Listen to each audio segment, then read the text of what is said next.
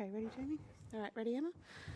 All right, I'll get started and then just raise your hands. Emma, solid performance today. How happy were you to get that done in straight sets today?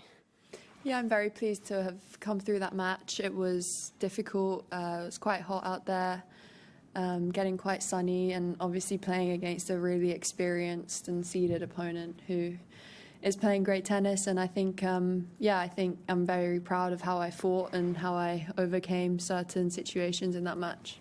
Okay, we'll start with Matt. Matt? Hey, Emma. It looked as though you changed the grip slightly on your serve. What's the reasoning behind that, and how are you finding that process?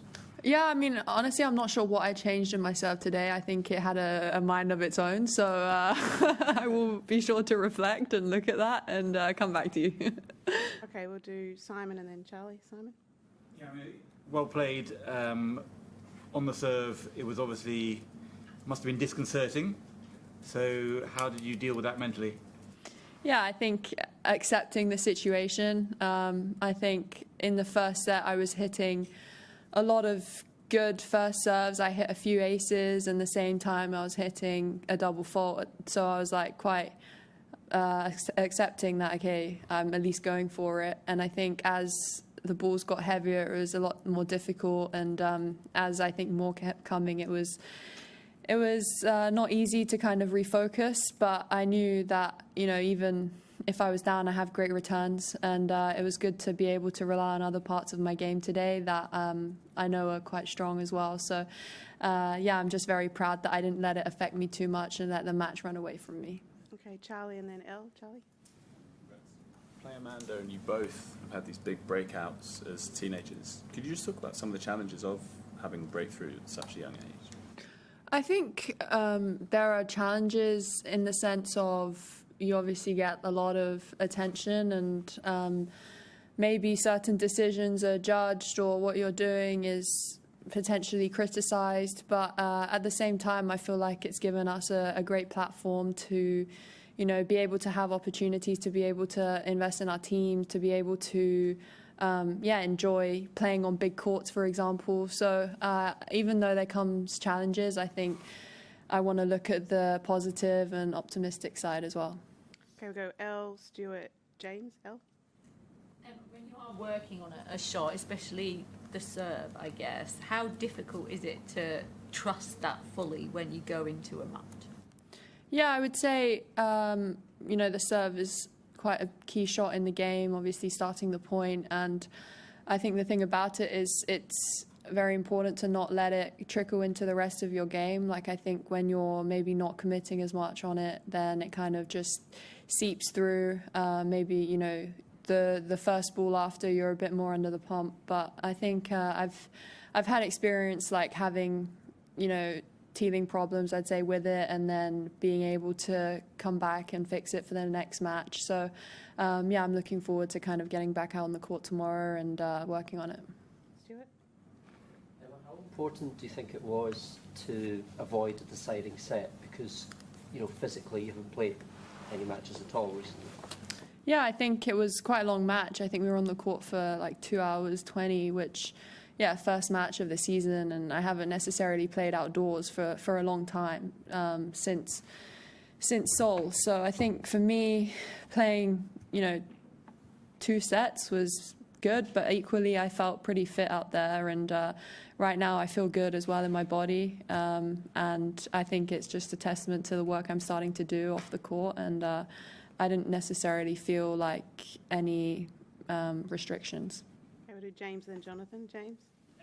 Playing at 11 in the morning. Francis CFO was talking yesterday about like eating rice and chicken at 10 a.m. and then not eating anything for 5 hours, and he was vomiting up electrolytes and stuff. Can you just talk about like what your meals look like on a day like today when you're playing a long match in the middle of the day, because you basically played through lunch? Yeah. No, I mean, it's also like a very early wake up, so I think for me I struggled to eat when I opened my eyes first thing. So I actually was pretty light this morning. I just had some berries and a coffee before I practiced, and then after practice I had I just had toast, like plain toast with honey and banana, just like pure carb loading, because I couldn't stomach some rice and salmon. But I'll be sure after this to get my salmon intake in for the day. Okay, Jonathan? You've obviously got a lot of Grand Slam experience now, but I'm wondering if you still feel any nerves coming into the majors, and especially here, with it being the first one of this season.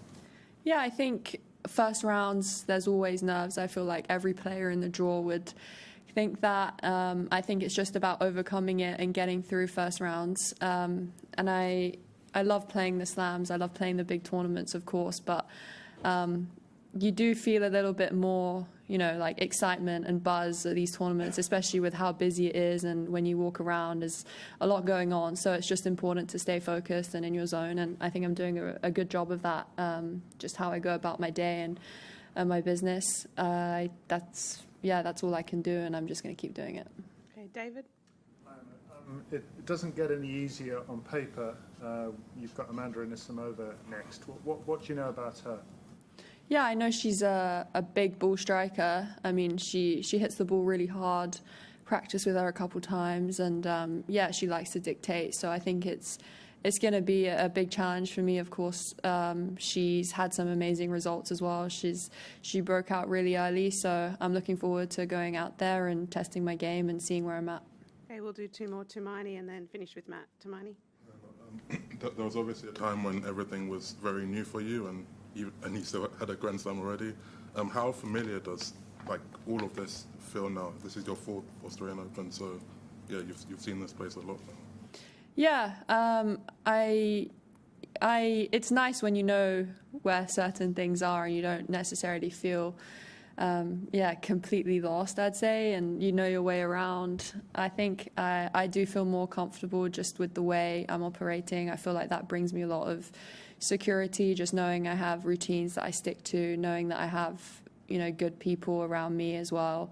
And we just continue with the work, really. It's my goal this year. It's not to be too high or too low. I think keeping pretty level, even after today, it's great to win a match on tour for a few months, but I think I just want to look at it, celebrate it for what it is, and just kind of move on. And that's going to be the same, when I do lose a match this year. It's not going to be, a disaster either. Okay. Oh, yeah, that's fine. Would you talk? I'm curious, how much does your fitness program and the exercises you're doing, how much do they change, compared to what you were doing before? Is it kind of completely different? Are there things that you were doing before that you're still doing now? Yeah, how does that work? Yeah, I mean, I would say that it is a little bit different. I'm someone who's very flexible and quite hypermobile, and I think that's where a lot of my niggles have come from in the past, just not having necessarily the amount of strength at end ranges. So that's just something that I'm working on right now to try and limit, any niggles and injuries. And I mean, we've just started at it, so I want to see how that goes. Okay, last one, Matt. Produced some of your best tennis in the two tie breaks, maybe especially the second one. Is that something that you feel you can rely on in your game, that you will have that ability to peak in the most important times? Have you always had that, do you think? Yeah, I think that is a part of my game. That is one of my strengths, I'd say. When it gets to those clutch moments, I relish playing in that. There's obviously a lot of nerves, but if you channel it and use it as excitement and buzz, I played 2 great tie breaks in the same first round Wimbledon this year. Last year I played a very good tie break. So, it's good to have that confidence in big moments, but at the same time, tie breaks can go either way, and it's never, a good thing to just rely on your tie break. You would ideally, close it out, but when it comes to it, it doesn't always go your way, so it's good to just have that confidence. All right, thank you very much, everyone.